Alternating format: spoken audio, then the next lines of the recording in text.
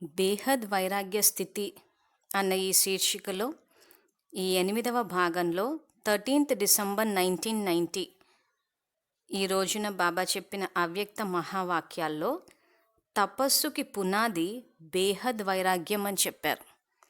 So ఇక్కడ బాబా తపస్సు అన్న పదానికి అర్థము, ఆ తర్వాత బేహద్ వైరాగ్య స్థితిలోకి వస్తేనే ఈ తపస్సు అంటే ఇంకా నాకొక్క బాబా తప్పితే ఇంకెవరూ లేరు అన్న ఈ ఏకనామీ స్థితి, ఏకరస స్థితి, ఎకానమీ అని ఏవైతే చెప్తూ ఉంటారో బాబా, ఆ స్థితికి అంటే ఆ తపస్సు రాజయోగులుగా మనం తపస్సు చేసి ఏదైతే విశ్వ పరివర్తనకు ఆధారం అవ్వాలంటారో ఆ తపస్సుకి పునాది బేహద్ వైరాగ్యం అని చెప్పి బాబా ఈ మురళిలో చెప్పారు.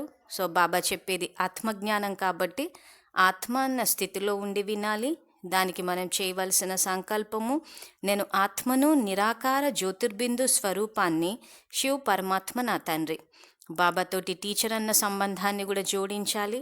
దానికి మనం చేయవలసిన సంకల్పము, నేను ఈశ్వరీయ విద్యార్థిని, బాబా నాకు టీచరు. బాబాతోటి సద్గురువు అన్న సంబంధాన్ని కూడా జోడించాలి. దానికి మనం చేయవలసిన సంకల్పము, బాబా నాకు సద్గురువు, నేను మాస్టర్ సద్గురువును. బాబాతోటి జీవిత భాగస్వామి అన్న సంబంధాన్ని కూడా జోడించాలి.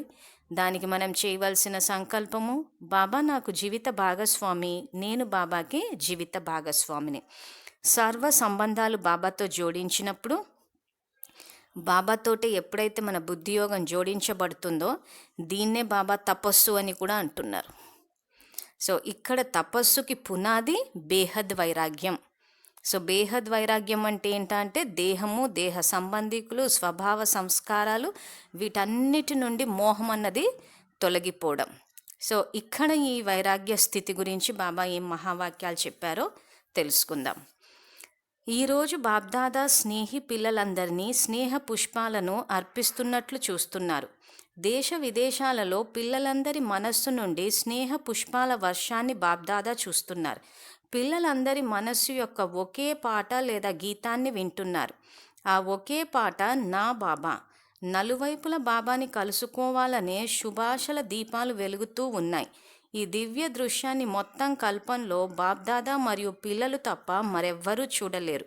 ఈ అమూల్య స్నేహ పుష్పాలు ఈ పాత ప్రపంచపు కోహినూరు వజ్రం కంటే అమూల్యమైనవి. మనస్సు యొక్క ఈ పాటను పిల్లలు తప్ప మరెవ్వరూ పాడలేరు. ఇటువంటి దీపావళి మరెవ్వరూ జరుపుకోలేరు. బాబ్దాదా ఎదురుగా పిల్లలందరూ ప్రత్యక్షంగా ఉన్నారు. ఈ స్థూల స్థానంలో అయితే అందరూ కూర్చోలేరు, కానీ బాబ్దాదా యొక్క హృదయ సింహాసనం చాలా విశాలమైనది. అందువలన అందరినీ ప్రత్యక్ష రూపంలో చూస్తున్నారు.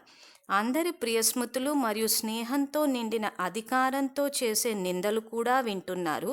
మరియు వెనువెంట ప్రతి ఒక్క బిడ్డకు బదులుగా కోటాను కోట్ల రెట్లు ఎక్కువ ప్రియస్మృతులు ఇస్తున్నారు. పిల్లలు అధికారంతో అంటున్నారు, మేమందరం సాకార రూపంలో కలయిక జరుపుకుంటున్నాము అని. బాబా కూడా కోరుకుంటున్నారు, పిల్లలు కూడా కోరుకుంటున్నారు. అయినా కానీ సమయానుసారం బ్రహ్మబాబా అవ్యక్త ఫరిష్తా రూపంలో సాకార స్వరూపం కంటే అనేక రెట్లు తీవ్ర వేగంతో సేవ చేస్తూ పిల్లలను తన సమానంగా తయారు చేస్తున్నారు. కేవలం 1-2 సంవత్సరాలే కాదు, అనేక సంవత్సరాలు అవ్యక్త కలయిక, అవ్యక్త రూపంలో సేవ యొక్క అనుభవం చేయించారు మరియు చేయిస్తూ ఉన్నారు కూడా. సో ఇవి బాబా స్టార్టింగ్లో అవ్యక్త బ్రహ్మబాబా గురించి చెప్తున్న వాక్యాలు. సో అవి కాకుండా ఇంకా ఇప్పుడు బాబా బేహద్ వైరాగ్యం గురించి చెప్తున్నారు. సో ఏమంటున్నారంటే, బ్రహ్మబాబా అవ్యక్తం అయినా కానీ వ్యక్తంలో ఎందుకు పాత్ర అభినయించారు? సమానంగా తయారు చేయడానికి. బ్రహ్మబాబా అవ్యక్తం నుండి వ్యక్తంలోకి వచ్చారు కనుక దానికి బదులుగా పిల్లలు ఏమి చేయాలి? వ్యక్తం నుండి అవ్యక్తం అవ్వాలి అంటున్నారు. అంటే దేహము అన్న స్థితి నుంచి ఆత్మ అన్న స్థితిలోకి రావాలి. సమయానుసారం ఇప్పుడు అవ్యక్త కలయిక, అవ్యక్త రూపం ద్వారా సేవ చాలా అవసరం. అందువలనే సమయానుసారం బాబ్దాదా అవ్యక్త కలయిక యొక్క అనుభూతి గురించి సైగ చేస్తూ ఉన్నారు. దీని కొరకు తపస్యా సంవత్సరం కూడా జరుపుకుంటున్నారు కదా. బాబ్దాదాకి సంతోషంగా ఉంది. ఎక్కువ మంది పిల్లలకు ఉత్సాహ ఉల్లాసాలు మంచిగా ఉన్నాయి. కొద్దిమంది మాత్రం ప్రోగ్రాం అనుసరించి చేయాల్సిందే అని అంటున్నారు. ప్రోగ్రాం అనుసరించి చేయటం, మనసు యొక్క ఉత్సాహ ఉల్లాసాలతో చేయటం, నేను దేనిలో ఉన్నాను అని ప్రతి ఒక్కరు మిమ్మల్ని మీరు అడగండి.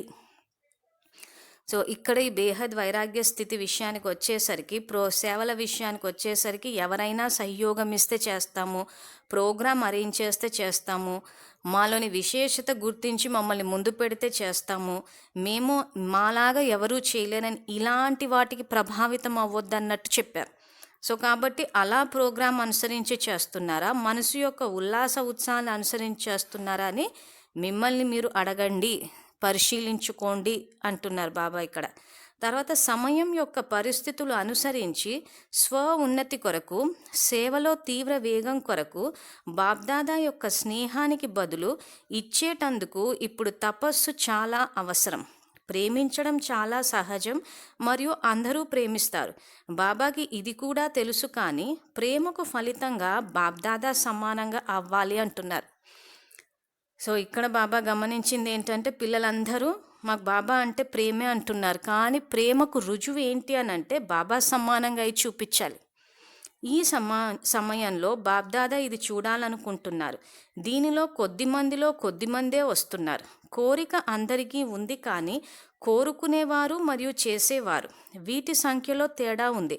ఎందుకంటే తపస్సుకి సదా మరియు సహజ పునాది బేహద్ వైరాగ్యం అంటున్నారు.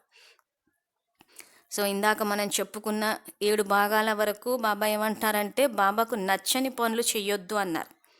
7వ భాగమే గనక వింటే, సో బాబాకి నచ్చంది ఏంటి అని అంటే ఇక్కడ మోహమే.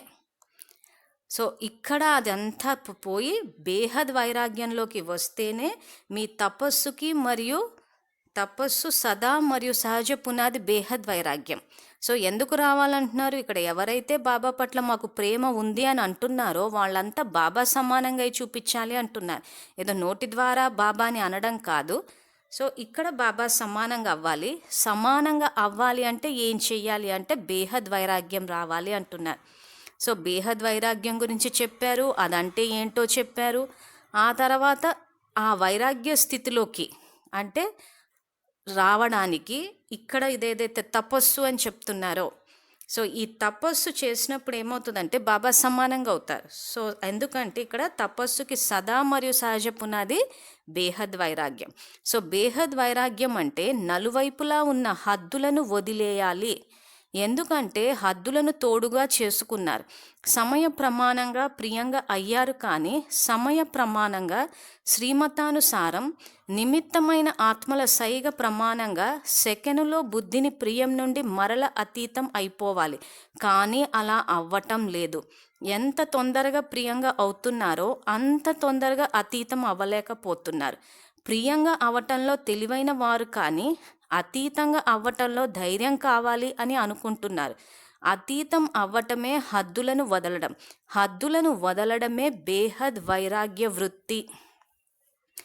సో ఇంతవరకు చెప్పుకున్న మురళులు, ఈ మురళిలో కూడా బాబా అదే చెప్తున్నారు, ఎవరి మీద ఆధారపడొద్దు, సహయోగం తీసుకోవాలి. కానీ ఆ సహయోగం వాళ్ళు ఇవ్వడానికి కారణం బాబా ఇచ్చిన సహయోగం కాబట్టి ఇచ్చే దాతనే గుర్తుపెట్టుకోవాలి, కానీ మనకు బాబాకి మధ్యలో ఇంకా ఎవ్వరూ రాకూడదు. అందుకే హద్దుల్ని వదిలేయాలి. హద్దులను వదలటమే బేహద్ వైరాగ్య వృత్తి అంటున్నారు. హద్దులను తోడుగా చేసుకొని పట్టుకోవటం వస్తుంది, కానీ వదలటంలో ఏం చేస్తున్నారు, పెద్ద ప్రశ్నార్థకం పెట్టేస్తున్నారు. సేవకి ఇన్ఛార్జ్ అవ్వటం చాలా బాగా వస్తుంది, కానీ ఇన్ఛార్జ్తో పాటు స్వయం యొక్క మరియు ఇతరుల యొక్క బ్యాటరీ ఛార్జ్ చేసుకోవటం కష్టం అనిపిస్తుంది. అందువలన వర్తమాన సమయంలో తపస్సు ద్వారా బేహద్ వైరాగ్య వృత్తి చాలా అవసరం. సో ఇక్కడ సేవకు వెళ్ళినప్పుడు ఇన్ఛార్జ్ అవుతున్నారే కానీ బ్యాటరీ సొంతది ఛార్జ్ చేసుకోవడం, ఇతరుది ఛార్జ్ చేయటం లేకపోతే అంటే ఎక్కడో మోహానికి తగులుపాటుకు లోనైపోయి సొంత బ్యాటరీ డౌన్ అవుతుంది, ఇతరుల బ్యాటరీ కూడా డౌన్ చేసేస్తున్నాం. సొంత బ్యాటరీ డౌన్ అవ్వడానికి, ఇతరుల బ్యాటరీ మనం డౌన్ చేయడానికి కారణము ఇందాక బాబా చెప్పినట్టు హద్దు యొక్క ఆధారాలు తీసుకోవడము, లేదా 7వ భాగంలో చెప్పినట్టు సోమరితనము, ఈర్ష్య, అసహ్యము. సో ఇలా ఉన్నప్పుడే బాబా అన్నట్టు ఇక్కడ సొంత బ్యాటరీ అన్నది ఛార్జ్ అవ్వదు. సో అలా కాకుండా సమయ ప్రమాణంగా వర్తమాన సమయంలో బేహద్ వైరాగ్య వృత్తి అన్నది చాలా అవసరం అంటున్నారు. తపస్సు యొక్క సఫలతకు విశేష ఆధారం లేదా సహజ సాధనం ఒక మాట యొక్క పాఠాన్ని పక్కా చేసుకోండి. 2-3 రాయటం కష్టంగా ఉంటుంది, కానీ 1 రాయటం చాలా సహజం. తపస్సు అనగా ఒకని వారిగా అవ్వటం. దీనినే బాబ్దాదా ఏక్నామీ అని అంటారు. తపస్సు అంటే మనస్సు బుద్ధిని ఏకాగ్రం చేయటం. తపస్సు అంటే ఏకాంత ప్రియులుగా ఉండటం. తపస్సు అంటే స్థితిని ఏకీరసంగా ఉంచుకోవటం. తపస్సు అంటే ప్రాప్తించిన సర్వ ఖజానాలను వ్యర్థం నుండి రక్షించాలి. అంటే ఎకానమీ అంటే పొదుపుగా నడుచుకోవాలి. కనుక 1 అనే పాఠం పక్కా అయింది కదా. 1 యొక్క పాఠం కష్టమా లేక సహజమా? అవ్వటానికి సహజమే, కానీ అని ఇలాంటి భాష మాట్లాడడం లేదు కదా అంటున్నారు. సో ఇక్కడ తపస్సు యొక్క పరిభాష డెఫినేషన్ని తెలుసుకుని ఇదైతే సహజమే కానీ అని ఆ కానీ తర్వాత మనం ఏదైతే ఎన్నో సాకులు చెప్తూ పోతామో అలా మాట్లాడటం లేదు కదా అంటున్నారు. సో ఇక్కడ తపస్సు అనగా ఒకని వారిగా అవటం అంటే ఏక్నామీ అంటే ఒక్క బాబా స్మృతిలో ఉండటము. మళ్ళీ వేరే ఇంకెవ్వరి స్మృతి దివసాలని శరీరాలు వదిలేసిన వాళ్ళని స్మృతి చేయడం అని కానీ ఇవేవి చేయకూడదు. తపస్సు అంటే ఇంకా ఒక్కని వారిగా అవ్వటం. తపస్సు అంటే మనస్సు బుద్ధిని ఏకాగ్రం చేయటము. తపస్సు అంటే ఏకాంత ప్రియులుగా ఉండటం. సో ఏకాంత ప్రియులనంటే ఇక్కడ మళ్ళీ ఏ శబ్దాలు లేని ఒంటరిగా కూర్చోవడం కాదు. ఏక్ ప్లస్ అంతము అంటే దేహాభిమానాన్ని అంతం చేసి ఒక్కరి స్మృతిలో ఉండడం. దానికి సంబంధించి కూడా వీడియో చేశాము, ప్రత్యేక శీర్షికలు అన్న స్లాట్లో చూస్తే ఉంటుంది. సో ఆ రకంగా ఏకాంత ప్రియులుగా ఉండటం. తపస్సు అంటే స్థితిని ఏకీరసంగా ఉంచుకోవటం. తపస్సు అంటే ప్రాప్తించిన సర్వ ఖజానాలను వ్యర్థం నుండి రక్షించాలి అంటే పొదుపుగా నడుచుకోవాలి. బాబా ఇచ్చిన సమయము, సంకల్పాలు, శక్తులు ఇవేవైతే ఉన్నాయో వాటన్నిటిని వ్యర్థం నుండి రక్షిస్తే పొదుపుగా నడుచుకోవడమే దీన్నే తపస్సు అంటారు. సో ఇక్కడ ఈ తపస్సు అంటే ఈ బాబా స్మృతిలోనే ఉండడము, ఖజానాలను వ్యర్థం చేయకుండా ఉండడము, ఏకాంత ప్రియులకి ఇవన్నీ అవ్వాలి. అంటే ఈ తపస్సుకి పునాది ఏంటంటే బేహద్ వైరాగ్యం. తర్వాత చాలా చాలా భాగ్యవంతులు అనేక రకాలైన శ్రమల నుండి ముక్తులయ్యారు. ప్రపంచం వారి చేత అయితే సమయం చేయిస్తుంది, మరి సమయానికి గత్యంతరం లేక చేస్తారు. పిల్లలను బాబా సమయానికి ముందుగానే తయారు చేస్తున్నారు మరియు బాబాపై ప్రేమతో చేస్తున్నారు. ఒకవేళ ప్రేమతో చేయకుండా కొద్దిగానే చేస్తే ఏమవుతుంది? గత్యంతరం లేక చేయవలసి వస్తుంది. బేహద్ వైరాగ్యాన్ని ధారణ చేయవలసి ఉంటుంది, కానీ గత్యంతరం లేక చేస్తే ఫలం లభించదు. సో ఇవన్నీ ఇంపార్టెంట్ పాయింట్స్ మనన చింతన చేసి గుర్తుపెట్టుకోవాలి. సో ఇక్కడ బేహద్ వైరాగ్య స్థితిలోకి మనము సమయానికన్నా ముందే వస్తామా లేకపోతే సమయం చేయిస్తుందా అనంటే ఇక్కడ బాబా మనల్ని ముందే తయారు చేస్తున్నారు కాబట్టి ముందే బేహద్ వైరాగ్య స్థితిలోకి రావాలి. సమయం చేయిస్తే ఏమవుతుందంటే చాలా బాధాకరంగా ఉంటుంది. ఇప్పుడు ఉదాహరణకి బాబా ఇంకంత మట్టిలోనే కలిసిపోతుంది కాబట్టి పూర్తిగా యజ్ఞంలో వేసి భాగ్యాన్ని తయారు చేసుకోమన్నారు. కానీ అలా చేయకుండా ఇంకా వస్తువుల పట్ల, వైభోగాల పట్ల, స్థానాల పట్ల ఆకర్షణకి, మోహానికి లోనైనప్పుడు ఆస్తులు పోగేస్తూ ఉన్నామనుకోండి. సో ఇక్కడ ఏమవుతుంది? మోహం ఉంది దాని పట్ల, కానీ సమయం సృష్టి చక్రం అన్నది తిరుగుతూనే ఉంటుంది. ఆ సత్యోగం అన్నది వచ్చేటప్పుడు ఈ పాత ప్రపంచం వినాశనం అవుతుంది కాబట్టి ఈ ఆస్తులన్నీ కొట్టుకుపోతాయి. అవన్నీ కొట్టుకుపోయేటప్పుడు ఆ వినాశనం జరిగేటప్పుడు మనకు తెలుస్తుంది. తెలిసినప్పుడు ఇక్కడ ఏం చేసింది, ఇంకెలాగో వినాశనంలో కొట్టుకుపోతున్నాయి కదా అని చెప్పి అప్పుడు వైరాగ్య భావన అంటే సమయం చేయిస్తుంది అంటున్నారు. సమయం చేయించినప్పుడు ఏమవుతుంది? గత్యంతరం లేక చేస్తారు. ఇంకెలాగో ప్రకృతి వైపరీత్యాల్లో కొట్టుకుపోతుంటే ఇంకా చేసేది ఏముంది? సో అకస్మాత్తు పాఠం యొక్క మొదటి దృశ్యం అని చెప్పి ఏదైతే జపాన్ సునామీ చూసామో మొత్తం కార్లు, ఇండ్లు అన్నీ కొట్టుకుపోతున్నాయి. సో అటువంటి సమయంలో ఏం జరుగుతుంది? ప్రస్తుతానికి అలా చూసినప్పుడు శ్మశాన వైరాగ్యం వస్తుంది బాబా చెప్పినట్టు. కానీ శాశ్వత బేహద్ వైరాగ్యం రావాలి అంటాడు. అది ఎప్పుడూ సమయానికన్నా ముందు. సో సమయం వచ్చిన తర్వాత వైరాగ్య వృత్తి అంటే ఇంకా కంటెదురుగా అన్నీ కొట్టుకుపోతుంటే గత్యంతరం లేక వైరాగ్యంలోకి వస్తాం. అది బాధాకరంగా ఉంటుంది. మార్కులు కూడా సమయానికి పడతాయి. మనం అక్కడ పొందింది ఏమీ ఉండదు. సో అందుకే ఇప్పుడే ఆ స్థితికి రావాలి అంటున్నారు. సో బేహద్ వైరాగ్యాన్ని ధారణ చేయవలసే ఉంటుంది, కానీ గత్యంతరం లేక చేస్తే ఫలం లభించదు. సో గత్యంతరం లేక బాబా ఆజ్ఞగా తీసుకుని ముందే వైరాగ్య స్థితిలోకి వస్తే ఏమవుతుంది అనంటే, ఇక్కడ సంగమయుగం యొక్క అతీంద్రియ సుఖం అనుభవంలోకి వస్తుంది, భవిష్య ఫలం వస్తుంది. ఆ భవిష్య ఫలం కూడా ఫైనల్ ఎగ్జామ్ పాస్ అయి విశ్వ మహారాజులు అవుతారంటాడు. మనం ఏదైతే 6వ భాగంలో తెలుసుకున్నామో, బేహద్ త్యాగి, బేహద్ సేవాదారి, బేహద్ వైరాగ్యం విశ్వమహారాజులు అంటారు. సమయానికన్నా ముందే మనం బేహద్ వైరాగ్య స్థితిలోకి వస్తే ఏమవుతుందంటే విశ్వమహారాజులం అవుతాం. సమయం వచ్చిన తర్వాత గత్యంతరం లేక చేస్తే ఏమవుతుందంటే ఫలం లభించదు అంటారు. అంటే భాగ్యాన్ని పోగొట్టుకుంటాం. సో ఎలాగూ సత్యుగం వస్తుందని తెలుసు, ఎలాగూ వినాశనం వస్తుందన్నది కూడా తెలుసు. సో వాటి మీద నిశ్చయం ఉన్న ఆత్మలైతే ఏం చేస్తారంటే సమయానికన్నా ముందే రెడీ అవుతారు. నిశ్చయ బుద్ధి లేని ఆత్మలైతే అప్పుడు చూసుకుందాంలే, బాబా అయితే 36 నుంచి చెప్తూనే ఉన్నారు, ఇంకా కాలేదు. సో వినాశనం ఎప్పుడు జరుగుతుంది, కృష్ణుడు ఎప్పుడు పుడతాడు. సో ఈ ప్రశ్నలతోటే మనకి సమయం అంతా పోతుంది. అంటే అక్కడ నిశ్చయం లేదు బాబా జ్ఞానం పట్ల. సో ఇంకా మనం సంపాదించుకున్న వస్తు వైభోగాల పట్ల మోహం ఉంది కాబట్టి అప్పుడు చూసుకుందాంలే, బాబా చెప్పాడని ఇప్పుడే వేసేసి అంత ఇప్పుడే వదిలేస్తే ఇల్లట్లా గడుస్తుంది అంటే. సో ఇక్కడ అంతా వేసేయడం అంటే మొత్తం అంతా వేసి తిండి మానుకోమని కాదు.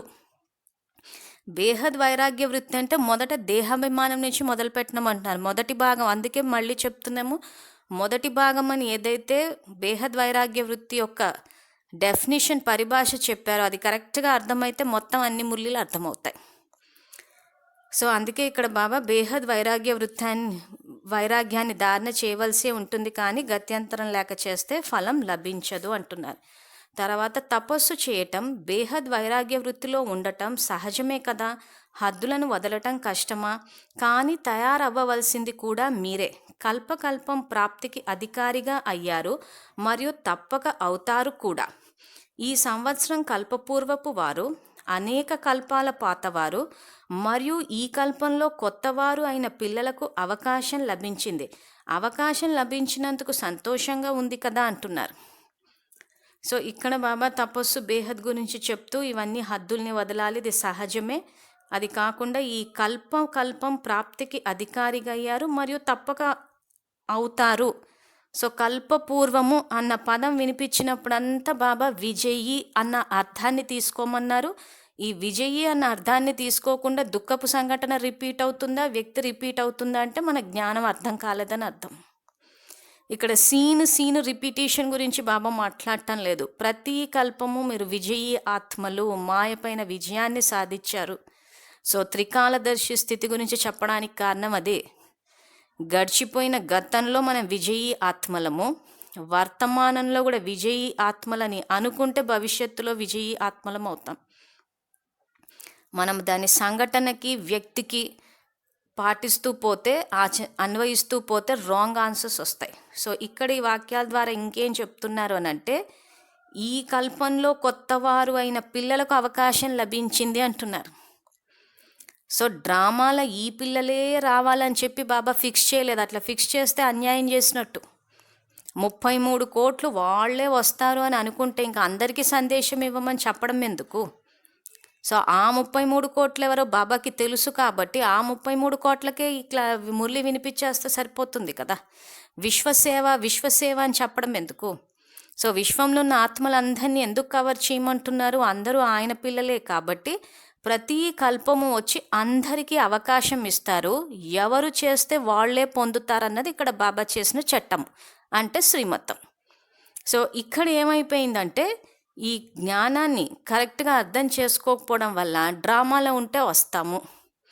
ఇంకా డ్రామాలో ఉంటే వచ్చేదానికి ఏ పిల్లలు పోయిన కల్పంలో వచ్చారో అదే పిల్లలు మళ్ళీ వస్తే ఇంత మురళీలు చదవడం ఎందుకు? ఒకవేళ నిజంగా ఉన్నట్టు రిపీట్ అవుతూ పోతే మిగిలిన పిల్లలు తప్పు పట్టరా? బాబా మీరు మాకు అవకాశం ఇవ్వరా అని.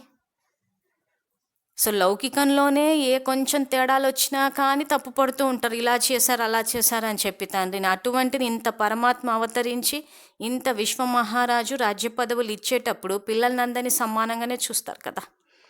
సో ఇక్కడ మనం తెలుసుకోవాల్సింది ఏంటంటే బాబా చెప్పేవి రిపిటేషను, మన పాప పుణ్యాలు రిపిటేషన్ కాదు, అది మన పురుషార్థం. అంటే మన పురుషార్థం ఫిక్స్ అయ్యి లేదు, మనం ఎంత పుణ్యం చేసుకుంటామా అన్నది ఫిక్స్ అయ్యి లేదు, అది మన నిర్ణయం అక్కడ. సో పాపాలని బాబా చెప్పినట్టు రాజయోగం ద్వారా పాపాలని భస్మం చేస్తామా, దుఃఖాన్ని అనుభవించి చేస్తామా అన్నది బాబా ఫిక్స్ చేయలేదు, మన పురుషార్థం అది. సో అదే విధంగా ప్రతి కల్పము ఏ పిల్లలు వస్తారా అన్నది కూడా ఇక్కడ మన నిర్ణయం పైనే ఆధారపడి ఉంది. బాబా దాన్ని నిర్ణయించి ఫిక్స్ చేయరు. చట్టం ఏంటో చెప్తాడు ఆయన, అంటే శ్రీమతం ఏంటో చెప్తారు, అది ఎవరు ఫాలో అయితే వాళ్ళు పొందుతారు. ఒకవేళ ఆయన ఆ చట్టం ఏంటో మనకు చెప్పకపోతే అప్పుడు మనం తప్పు పట్టొచ్చు, బాబా మీరు చెప్పలేదు మాకు అని. కానీ చెప్పేస్తున్నారు ఆయన. సో ఈ మొత్తం అవ్యక్త మురళిలో ఏ చట్టం అనుసారంగా ఎటర్నల్ లాస్ అంటారు, అంటే శ్రీమతము, దీని అనుసారం అంటే సృష్టి దీని ప్రకారం నడుస్తుందా అన్నదే చెప్తున్నాడు ఆయన. సో ఆయన చెప్పినట్టు నడుచుకుంటే ఉన్నత జన్మలు తీసుకుని సుఖపడతాం, ఆయన చెప్పిన పద్ధతికి వ్యతిరేక దిశలో వెళితే తక్కువ జన్మలు అంటే ఉన్నత జన్మలు తీసుకోము, ఆ తర్వాత దుఃఖాన్ని భోగిస్తాం. సో ఇక్కడ నిర్ణయం ఎవరిదంటే మనదే. అందుకే అష్టశక్తులు ఉన్నాయి చూసుకోండి అంటాడు బాబా. పరిశీలన శక్తి, నిర్ణయ శక్తి వాడి ఇక్కడ మనము ఏ సంకల్పం చేయాలా అన్నది కూడా చేస్తే అప్పుడు ఆ సంకల్పాలకు తగ్గట్టు మన భాగ్యం. అందుకే సంకల్పాల ఖజానా ఇస్తున్నాడు బాబా మురళి ద్వారా. సో ఇక్కడ ఈ సంకల్పాలన్నింటినీ బేహద్ వైరాగ్య వృత్తిలో గనక చేస్తే అప్పుడు పదమాపదం. సో అందుకే ఇక్కడ మళ్ళీ తపస్సు చేయటం, బేహద్ వైరాగ్య వృత్తిలో ఉండటం సహజమే కదా. తర్వాత ఇక్కడ ఈ కల్పంలో కొత్త వారైన పిల్లలకు అవకాశం లభించింది, అవకాశం లభించినందుకు సంతోషంగా ఉంది కదా అంటున్నారు.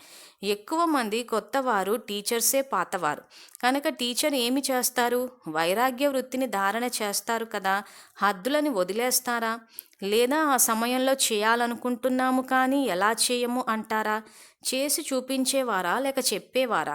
నలువైపుల నుండి పిల్లలు ఎవరైతే వచ్చారో వారందరినీ బాబ్దాదా సాకార రూపంలో చూసి హర్షిస్తున్నారు, ధైర్యం పెట్టుకున్నారు మరియు బాబా సహాయం సదా ఉండనే ఉంటుంది. అందువలన సదా ధైర్యం ద్వారా సహాయాన్ని అనుభవం చేసుకుంటూ సహజంగా ఎగురుతూ వెళ్ళండి.